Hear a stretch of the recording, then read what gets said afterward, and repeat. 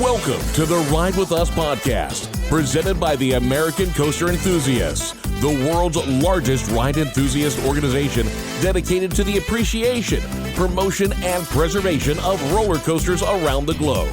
So please keep your hands and feet inside the podcast at all times as we welcome in your host. Hello, enthusiasts! I am your Ace Ride With Us podcast host, Jessica Gardner, and we are here at Worlds of Fun, having a world of fun today. Has everybody had some good rides already out there and had some great behind-the-scenes tours? I know I have. We have a really great presentation from the park here today. And now I'm going to turn it over to Communications and PR Manager, Brian McGinnon. Everybody give an ace welcome to Brian. And yes, there will be a Q&A at the end. If you have questions, get them ready. And we are throwing it over to you right now. All right. Thank you, Jessica. First of all, welcome, guys. That picture, Timberwolf, is my favorite ride in the park. Number one roller coaster in the world, if you can believe it, when it opened in 91 and then again in 92. This is just such a special place. To a kid who grew up in Kansas City, going to Worlds of Fun, to me, was almost as big of a deal as going to Disney World or Universal Studios or Magic Mountain. And so for me, this is a place that is massive. It's where you can go create memories. Rick touched on it. This is a home to millions, if not billions, of memories for kids from all around the Midwest, to anybody who calls Kansas City home, to anybody from ACE who's visiting and talking to people from California, New York, coast to coast. And this place is special to everybody who visits it. So it's an honor and a privilege to get to be sort of the chief storyteller of the park. 1973, Lamar Hunt had a vision here, and it's just only been an incredible ride of 51 years. And so when you have a park like this that has iconic rides, whether that was Schiff's Boomer or Orient Express, Mamba, Timberwolf, Prowler, the most underrated wooden roller coaster in the country, in my opinion. But to welcome people like you who are so passionate about rides, and it's not just the rides, it's the theming. Worlds of Fun is a very unique park in that we have a very special theme of Around the World in 80 Days, now Passport to Adventure. And the history and the rich immersion that you feel when you come to a park like this is very special. And it requires a special amount of attention and a special amount of people who are passionate about the park. And I'm very, very excited to share the stage today with one of those people who is our unofficial park historian, the founder of worldsoffun.org, and my friend Jennifer Lovesee-Mast. Come on up.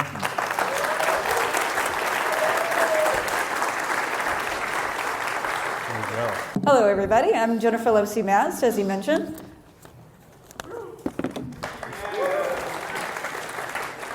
And as he mentioned, I am an unofficial Worlds of Fun historian in that I don't work for the park. I have been researching Worlds of Fun history for 30 years now, and I've been running worldsoffun.org since 1997.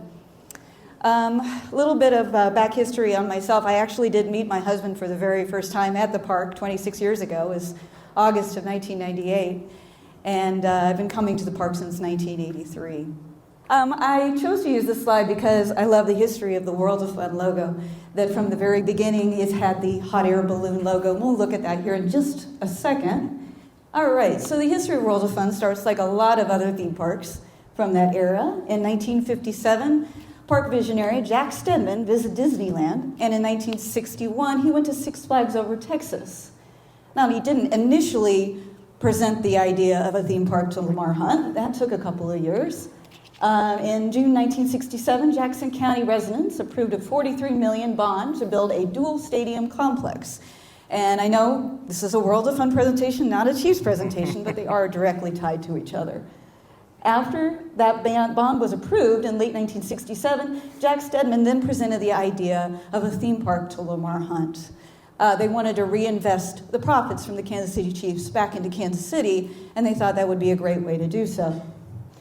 Now, originally, the park wasn't planned for here. It was actually planned for right next to Arrowhead Stadium. And that might sound like another park, actually, which is kind of interesting because in 1969 and 1970, Jack Stedman took his whole family on a road trip across the country to get ideas for his theme park, and one of the parks that he visited was Astroworld. He also visited Six Flags Over Texas, again, and Six Flags Over Georgia. Now, in May of 1969, when they realized that that land next to Arrowhead wasn't going to be enough land, they chose to purchase the 418 acres in Clay County for a theme park similar to Disneyland and other commercial facilities. So, as some of you know, Worlds of Fun was designed by Randall Duell, who designed many other theme parks of that era. Randall Duell started out life as the art director at MGM Studios, so it only made sense that when MGM did its backlot auction in May of 1970, they would go ahead and attend that. So Lamar Hunt and Jack Stedman went to the MGM backlot auction in 1970, and they came home with a lot of different props.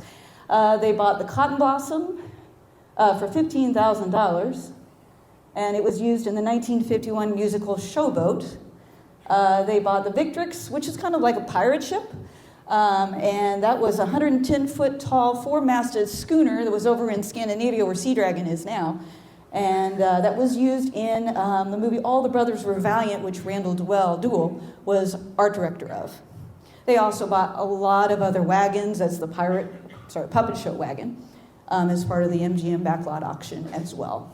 All right, so we move on to groundbreaking, which occurred on November 10, 1971. Here's an interesting story with this, is that they actually started construction of the park in September of 1971. They actually just didn't have the date to get everybody together until November 10th of 1971. And this is where I mentioned the Worlds of Fun balloon logo comes into play. This is when that logo was first announced by the park, and it has remained, with some slight variations, the logo for the park to this day, which I absolutely love.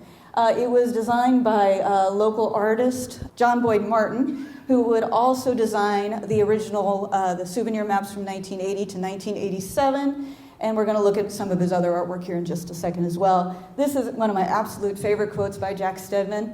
And it says, "We chose the large multicolored Ascension balloon for our symbol because it represents fun, adventure, and travel, reminiscent of the movie Around the World in 80 Days. These are the things we want Worlds of Fun to represent." From November 1971 until May of 1973, we have construction of Worlds of Fun. Worlds of Fun was home to numerous rides. This is a Sheesh Boomer. That was an Anton Schwarzkopf Wildcat. There's a track arriving on site. This is the pylon for Sky High. That was the Von Roll skyride. It operated at the park until 1987. Interesting enough, that ride is the whole reason that I got started into history of Worlds of Fun. I rode it when I was a kid in 1983, and just seeing the park at night was truly magical. And in the 90s, it had been removed from the park, so I went on a tour basically trying to rediscover if that ride had actually ever existed. And I found out that it did, and here we are today. This is Eli. That's the Worlds of Fun Railroad. That's arriving on site. And then Cotton Blossom. Cotton Blossom has an interesting story with it. So I mentioned that Jack Stedman and Lamar Hunt went to the MGM backlot auction in 1970. Well, Lamar Hunt wanted Cotton Blossom. Jack Stedman was he didn't know if that was going to really work. Because how are you going to move this gigantic boat from California all the way to Missouri, and then rebuild it? Truth be told, he probably had a good reason for his skepticism, because when Cotton Blossom arrived in Kansas City, they had originally supposedly labeled the blueprints with how to reassemble it, put tab A into slot B and everything like that. Well, they didn't exactly label all the blueprints. So when they went to go reconstruct it, they kind of had an unassembled pile of Jenga pieces. They actually had to hire a retired shipbuilder, Wyman Beasley, to reconstruct Cotton Blossom. Thankfully, they got it back together. They put Humpty Dumpty back together again. There it is, Cotton Blossom on opening day, May 26, 1973. That's Lamar Hunt up there dedicating the park.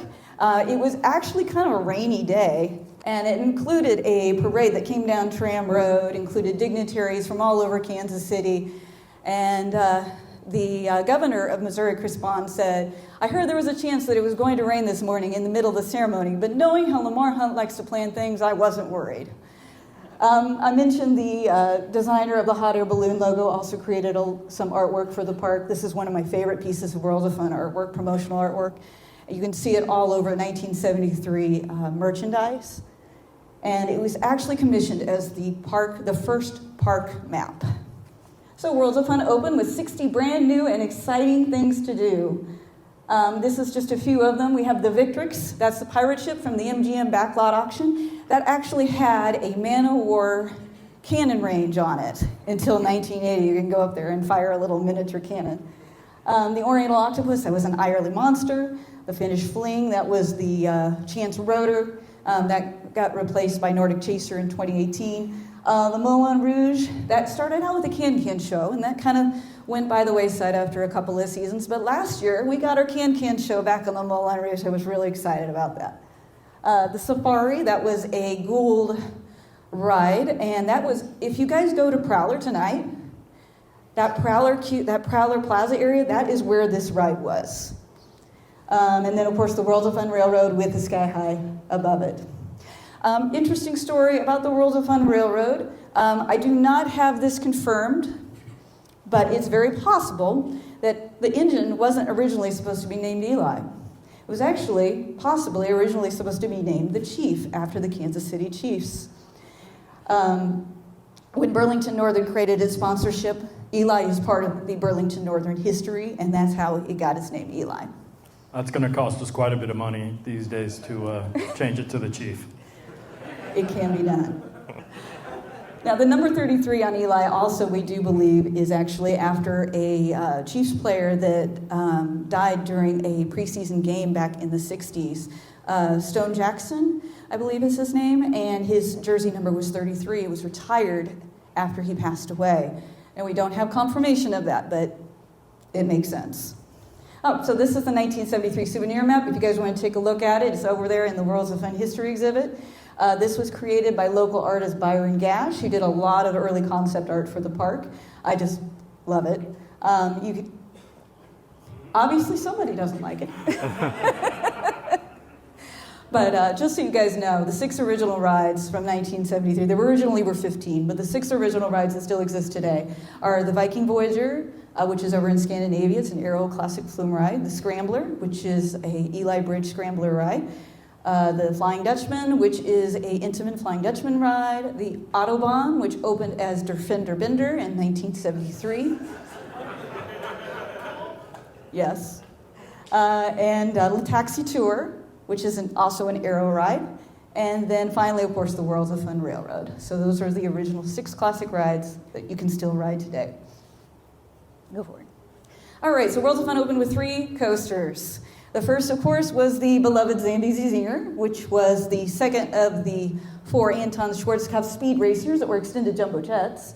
As many of you know, it was manufactured by Anton Schwarzkopf and designed by Werner Stingel. It was introduced, obviously, May 26, 1973, and retired after 1997. It is still currently in operation at Parkdale Cafe in Montenegro, Colombia. And I actually have gone down there and ridden it down there about 5 years ago. It's still a great ride. Oh, if you do go by the Zambezi Zinger Q line or Q house, if you did that earlier today, there's a lot of homage to the snakes in the tunnel, and that's just an urban legend that goes back with the original Zambezi Zinger, that the original Zambezi Zinger actually did have snakes in the tunnel, but, you know, none of them fell on anybody or anything like that. It's just a great, funny story. There may or may not be photos of that. There are photos of that? I don't know. All right, moving on. We have Schuschboomer. I love this ride because it's just got the most awesome name. It was also manufactured by Anton Schwarzkopf and designed by Werner Stingel. It was a Wildcat model. Here's the thing, we don't know exactly which model it was because there were 3.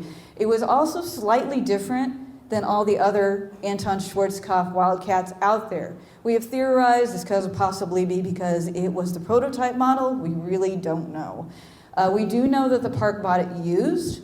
And And again, it's got the most amazing story with its name is that it was named by Chiefs Hall of Fame kicker, and I'm going to screw this up, I know, Jan Stenerud. If you guys don't know, he presented the AFC Championship trophy at the AFC Championship last year. And just so you guys know, if you're in the park, that was located where the Grand Carousel is today. All right, so that was 1970. Oh, by the way, the third coaster, I did actually cut the slide. That was the funicular. That was an Alan Herschel kiddie coaster that was over in Europa. So moving on to 1974 and 75 expansions, we have the Forum Amphitheater. That was a massive expansion. People loved that thing for several years. If you guys would like to see a whole schedule of who performed at the Forum Amphitheater, if you go to worldsoffun.org, I do have a schedule actually on the website. If you see any shirts throughout the park with Sam Panda, Daniel, Coon, and Gertrude Gorilla, those were the second series of park mascots introduced in 1975. They lasted until the 1990s. And then this is one of the more interesting rides. This is the Red Baron. It's a kiddie ride, which you don't think would really be all that interesting, but it's still in the park. It is the park's oldest kiddie ride. It's still up there in Planet Snoopy. It was moved there to that location in 1978 and had 5 land changes around it, but it never moved. We'll look at that in just a second. So the first park ride coaster expansion was in 1976 with the Scream Roller. This was manufactured by Aero Development. It was the 5th version of the Aero Corkscrew, and it opened obviously on April 10th, 1976. Probably one of the most interesting parts of Scream Roller is that if you go to Timberwolf today, and you ride Timberwolf. Has anybody ridden Timberwolf? Okay. You notice how the gates don't line up to the cars? That's because they line up to this ride. So Timberwolf uses the exact same queue line and queue house and queue rails as this coaster. And in fact, if you go through the queue line, you can see the footers for it. It's all over the place, which I love that. And then, of course, it was replaced by Timberwolf in 1989.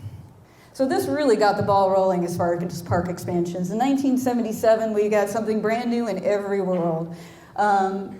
This is the Singapore Sling. Today it's Bamboozler.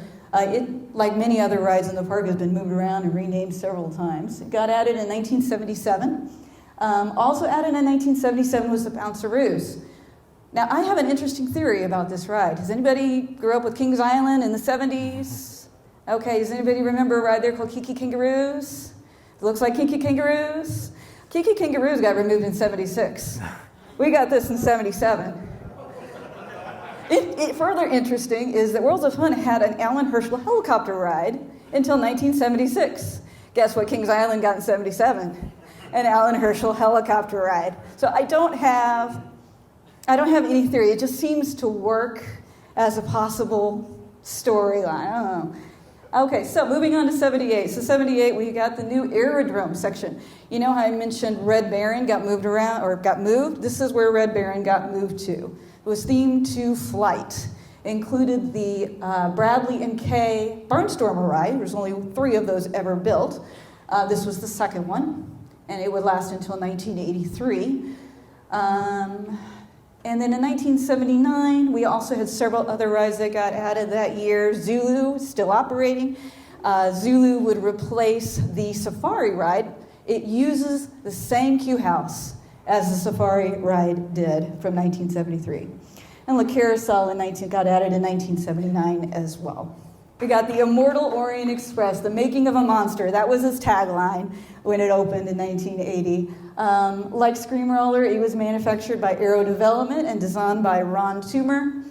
And one of the things with Worlds of Fun is that they've always, from the very beginning, they always had this influence on wanting to keep the beautiful natural beauty of the site that they chose, with the old trees and the beautiful rolling Clay County hillside, which we all love. We love it even more as we get older and we got to climb up those hills. But Ron Toomer's got a great quote about this that I'd like to share. The Orient Express was designed to correspond with the existing ground layout, preserving as many trees and natural features as possible. We were commissioned by Worlds of Fun to design a major coaster which not only provides an exciting ride experience, but a spectacular visual effect. One important point also that kind of sometimes gets glossed over with Orient Express and its history is that it does have a very important history in roller coaster history. It actually was what I consider the first big aero multi-looper coaster, in that it introduced something other than a corkscrew or a loop. In this case, it introduced what the park called the kamikaze curve. You guys know it as a boomerang or the batwing element. This was the first coaster to ever use it.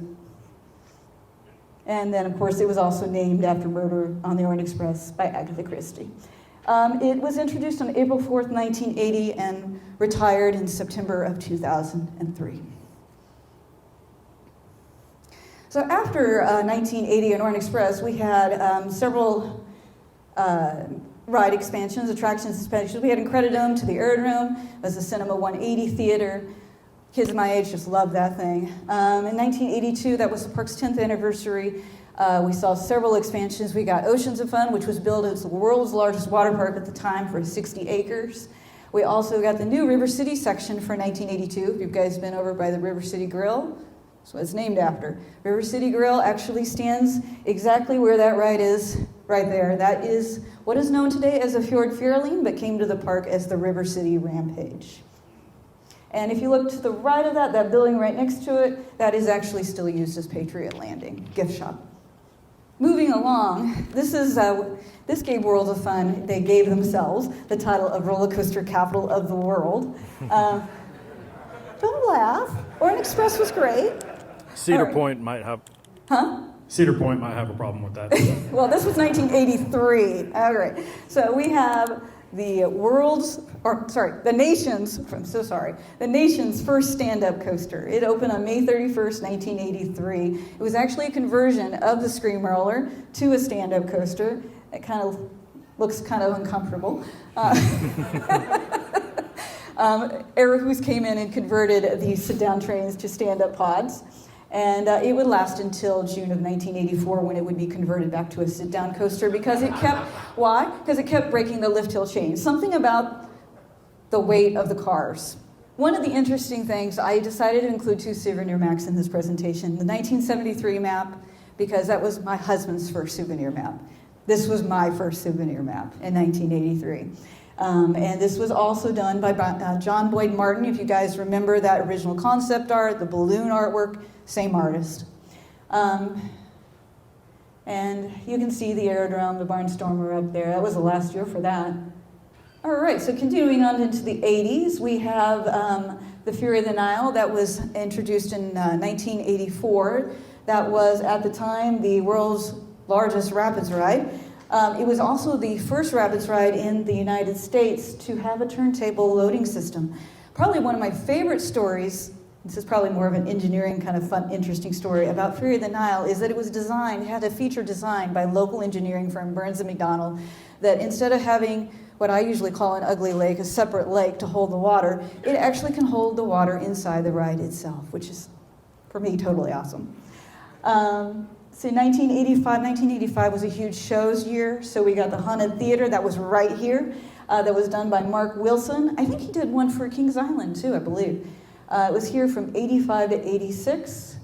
And we have the Omegatron in 1986. That was the Vekoma Skyflyer. It was Vekoma Skyflyer. There's only a couple of those left in operation, and they're all overseas. I know that Legendia in Poland has one, but there just were never that many of them made. One of the interesting stories with this, if you go out and you see the EXT costume that's out there, by the way, that was my husband's costume. They updated that Buck Rogers costume look to include the Omegatron logo because they were part of the same ride complex. And probably one of the most memorable things that I always hear about Omegatron, and then I remember about Omegatron, is the sound. It had a very distinctive whine sound, and then you could always hear everybody's change falling out of their pocket. And I have to say, that change probably funded some interesting ambassador activities after work. By the way, interesting detail is that, if you haven't figured out, World of Fun does call its employees ambassadors. This is going back all the way to 1973 because you're taking a tour around the world and you're being assisted by your ambassadors to that world. Oh, I didn't get to talk about Pandemonium. Okay, there we go. Pandemonium. pandemonium. This is my childhood right here. 1987, I mentioned Sam Panda, Daniel Kuhn, Gertrude Gorilla, PJ Panda. You see a lot of, he actually has kind of seen a resurgence here recently, which I love. PJ Panda was kind of like the shorter version of that we all loved as children that grew up in the 80s and 90s. All right, so moving on to Timberwolf. All right. It opened on April 1st, 1989. It was our April Fool's baby, as I like to call it. It was designed by Curtis Summers and designed by Charlie Den. It's called a modified out and back. It did originally have a 560-degree helix. Interesting story. Pretty much how I mentioned Jack Stedman went around to all these different parks to get ideas. Well, that was kind of a tradition with Hunt Midwest. They would go to all these different parks and just kind of borrow ideas from them. So what they did with Timberwolf for several years before it was built, they would go to different parks and say, well, we like this and we like that, and then have somebody combine it into a new ride for them. Timberwolf's major influences were the Cyclone in Coney Island and the Beast at Kings Island, which is where the 560-degree helix idea came from. In 2018, though, the 560-degree helix was removed and replaced by a turn by Great Coasters International. By the way, this is Jack Stedman. If you guys remember Jack Stedman, founder of the park, he's cutting the ribbon for Timberwolf there. So 1990 didn't really see any major capital investments. It did see the painting of Orient Express at that time. I love this detail. The park did host an event for the anniversary of the Orient Express, its 10th anniversary, called Coaster Mayhem. You're welcome. You're welcome, to your point. So in the 90s, this was the last couple of years of Hunt Midwest, they added Beat Street, which was actually River City. So this is when River City Rampage became Fjord Fairlane and moved over to Scandinavia. We had the Himalaya. I love this ride, the Rock and Reeler. That got retired after 2005 when they added Patriot. In 92, this was kind of, I consider this pretty revolutionary. They added Monsoon. That wasn't revolutionary. What was revolutionary is the same-day gateway. I had mentioned they had built Oceans of Fun adjacent to Worlds of Fun in 1982. In 1992, for the first time, you could walk between the two different water parks. They were still separate admissions, that you could actually walk between the two, and I thought that was pretty revolutionary at the time. 1994, if you remember Victrix got taken out in 92, 93, Sea Dragon replaced it. If you go over to Sea Dragon and the water is clear, you can actually still see the outline of the Victrix keel. Cyclone Sam's was added in 95. I know a lot of people don't know what this ride is when they walk by it.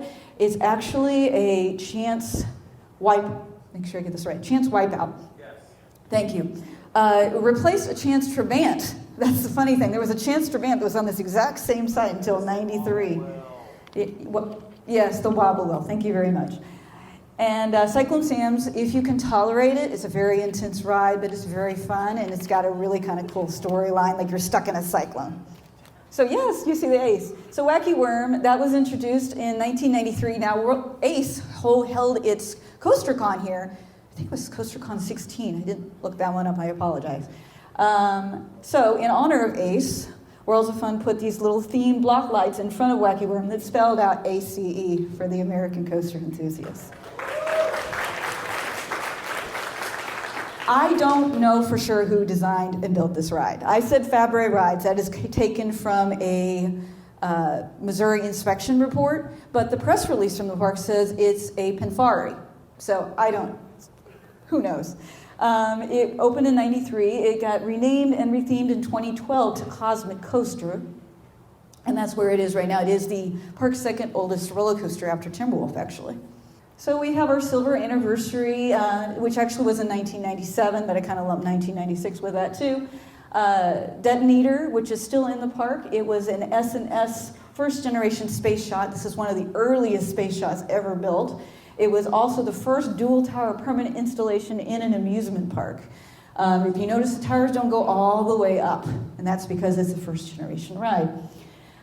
In 97, 97, oh wait, I labeled that wrong. I guess it was 96 they got Ripcord. I apologize, it was 96. Ripcord replaced Cotton Blossom in that lake. It's still there today. And then, of course, in 97, we've got the Berenstein Bear Country. That replaced the aerodrome, that replaced Pandemonium. Mamba, poised to strike in 1998. That was its tagline. It was manufactured by D.H. Morgan Manufacturing and designed by Steve Okamoto. It was the last of the 3 Morgan triplets after Wild Thing and Steel Force. And yes, I might be a little bit biased, but it's my favorite of the 3. It was introduced on April 18th, 1998. As big difference between Wild Thing, Steel Force, and Mamba. Those 2 have tunnels. Mamba does not. Mamba was designed to have tunnels. It actually, in the initial press release, says it's supposed to have tunnels. And when I worked on the ride in 2007, my lead advised me that in the shack at the far end of the ride, there are switches for enclosure 1 and enclosure 2, which means it probably was electrically wired for those tunnels, but they got cut because Mamba did go a little bit over budget. Can we add the tunnels now? I love that idea. Buy a season pass.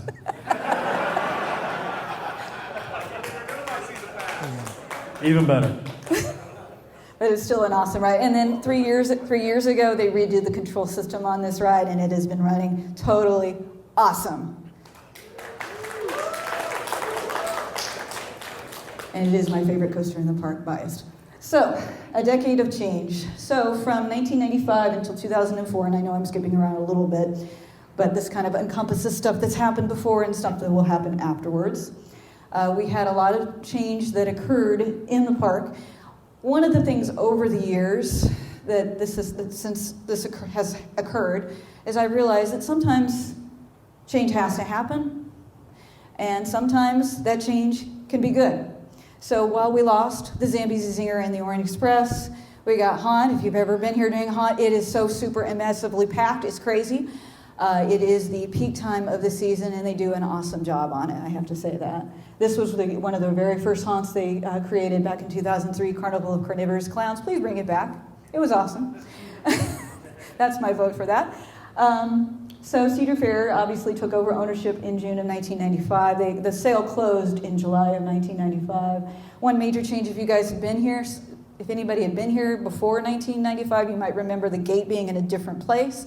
So the main gate was moved from Americana, and is where Steelhawk is now. It was moved to Scandinavia, where it currently is today. In 2001, Camp Snoopy replaced Berenstein Bear Country. And if you remember me mentioning Red Baron's still staying there and getting its name changed. The Orient Express gave its last ride in September of 2003. And 2003-2004, that's when Hollow Weekend started its massive expansion with Carnival of Carnivorous Clowns, and then Laura the Vampire, which is celebrating its 20th anniversary this year. All right, so as I mentioned, with change can be good. Change can be good. We got 5 coasters. I call it the coaster decade. It's not exactly a decade. It's like 1998 to 2009, but it sounds good. So we have 1998, we got Mamba. In 2000, they introduced the boomerang on April 8th. And of course, it's a standard Vekoma boomerang. Spinning Dragons was introduced only 4 years later. That's a Gerselaar spinner. That was only the second Gerselaar spinner. The very first one was at Mall of America. Interesting thing, if you guys are in line, because you might be waiting a little bit for Spinning Dragons, notice the fountain in the center of the ride. That is the old dolphin pool. Worlds of Fun had a dolphin show until 1996. And that is the dolphin pool. The wall that you're standing on is actually the old retaining wall for the dolphin show, which is really kind of neat. All right, moving on. In 2006, we got Patriot. It was introduced on April 8, 2006. It was manufactured by Bolliger and Mabillard of Switzerland. And as I mentioned, we went River City, we went Beat Street, now we got Patriot Plaza. Basically, it's all using that same footprint, that same land. Interesting story. We interviewed Rob Decker a couple of years after this was built, and we were commenting about the stripe, because we all love the stripe, and they repainted it a couple of years with the stripe, which I love. Originally, the supports were also supposed to have stars, but they felt that it made the design too busy, so they took the stars out of the design. Great story about this. Back in 2019, when the Chiefs played the Patriots in the AFC Championship, they renamed Patriot to the Patrick for Patrick Mahomes. And they actually redid the whole sign. It's great. There's a picture of it online. It's hilarious. Prowler, a beast of a coaster. Prowler was introduced on May 1st, 2009. It was manufactured by Great Coasters International. Funny story, when we were here for CoasterCon 2009, a friend of ours said, I liked it, but it does all these twists and turns. It's like, no, it doesn't. It's pretty much out and back. And I just love that because you didn't even know where you're going. If you ride it at night, this thing is amazing at night. So definitely ride it at night. One of my favorite stories, I love how rides get their name, was originally supposed to be named the Jackal, or that was one of its proposed names. And they didn't go with that because they thought the logo might be conflicting with Timberwolf because they were both dogs, I guess. It was voted Best New Ride by Amusement Today in 2009. And I think it is still one of Worlds of Fun's best coasters. Sorry, I still like Mamba, but this is my number 2. All right, so 2010 to 2018, we're just skipping right along here. So we got the Grand Carousel in 2011, and then, they did the Planet Snoopy. So they converted Camp Snoopy to Planet Snoopy in 2011. That was a big, massive expansion. I think they added several rides with that. As many of you know, the Grand Carousel came from Jogga Lake. Some of you guys may remember used to have a rocking mechanism at Jogga Lake. The reason it doesn't here is because when they were installing the ride, they were either given the choice that it had a rocking mechanism and had seatbelts, or it didn't, and it didn't have seatbelts, and they chose the option to not have seatbelts, which I agree with. And they did an amazing job at restoring the ride. It's amazing. So they did a Planet Snoopy expansion in 2016. Steelhawk was 2014. That's where the old main gate was. This actually was relocated from Knott's Berry Farm. Mustang Runner is 2017. And then Nordic Chaser in 2018 to replace the Finnish Fling. All right, so we come to the end. We have 2023 that was celebrated as the 50th anniversary of the park. And 50 years of adventure was the tagline for it. They reimagined the Zambezi Zinger. I'm so sorry you guys don't get to ride it. I was just totally disappointed when I heard about that. I've ridden it, but I'm just disappointed that you guys didn't get to ride it. They reused the original Zambezi Zinger queue line.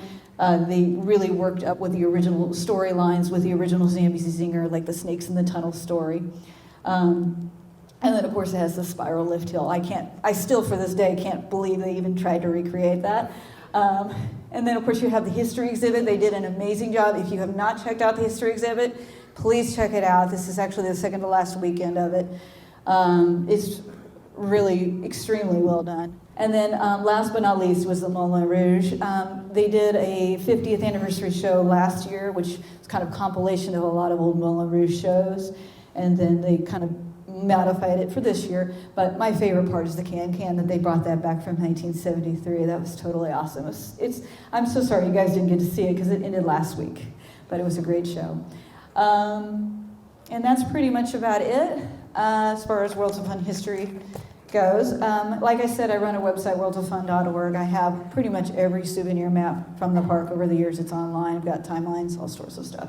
And I love talking Worlds of Fun history. So if you have any questions, if you want to hear a whole long speech, you can ask. But I love talking about it, so don't ever feel bad about asking any questions. That's pretty much it. Let's hear it for Jennifer. Okay. Jennifer, I think I'm speaking for all of us when I say that was one of the most in-depth park history presentations. And I love that so much.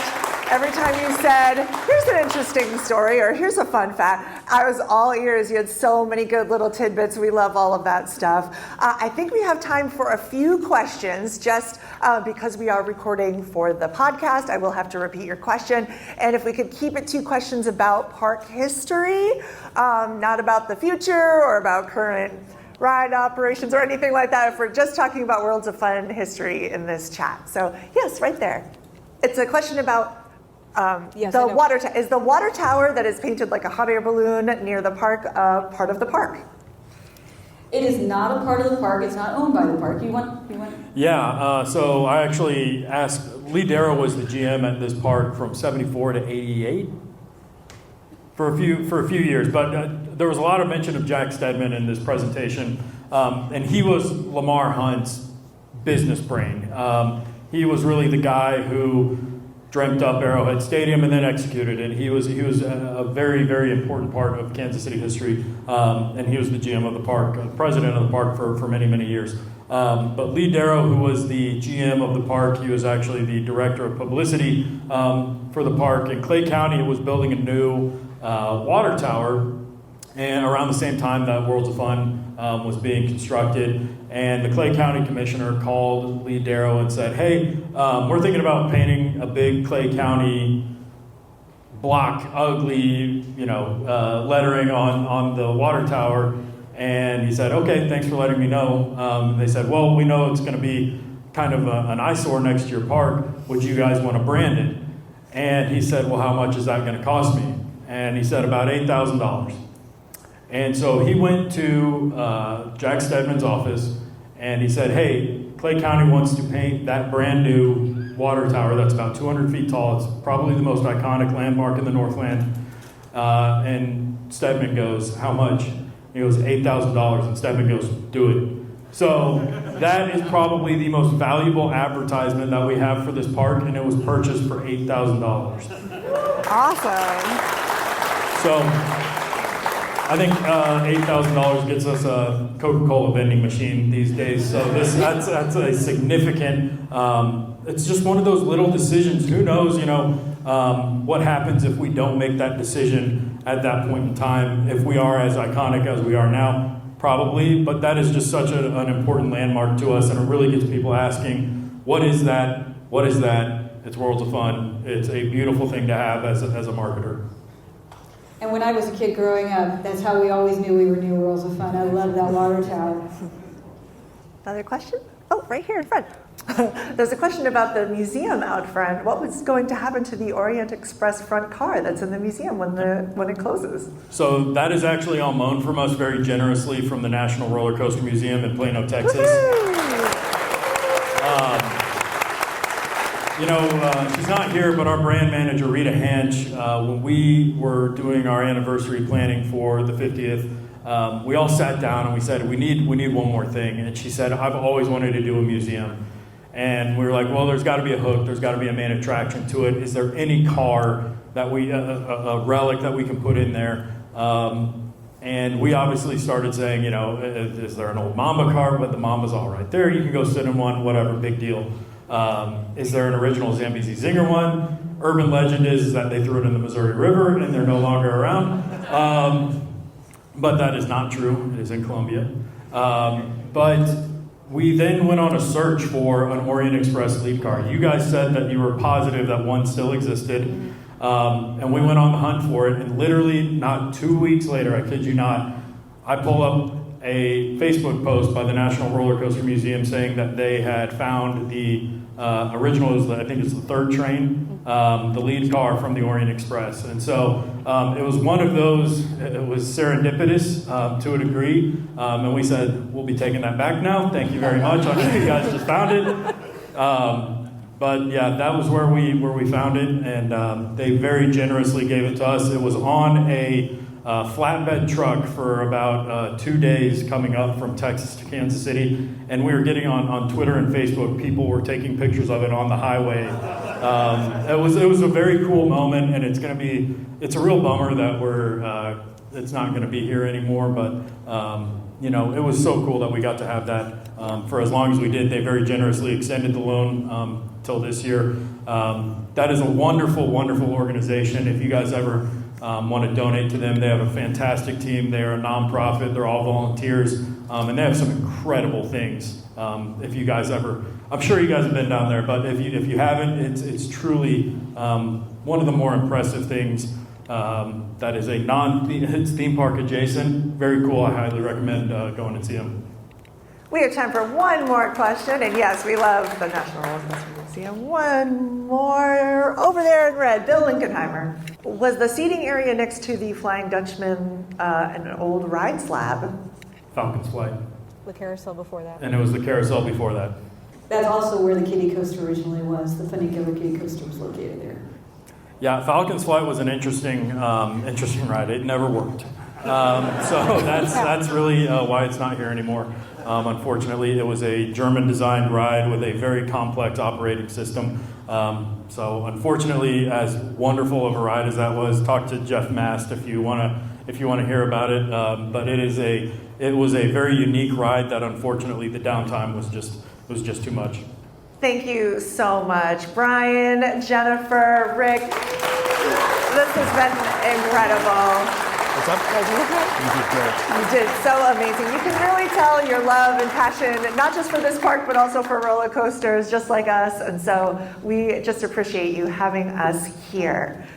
This is our last Park of Preservation Conference. What an incredible weekend, and there is still more fun to come tonight, but thank you all for being here. And those of you listening at home, not here at CornCon, as we have affectionately called it, please make sure you pay attention to all of ACE's social media and publications for more coverage and footage from this week. And if you're listening at home and you haven't joined ACE yet, what are you waiting for?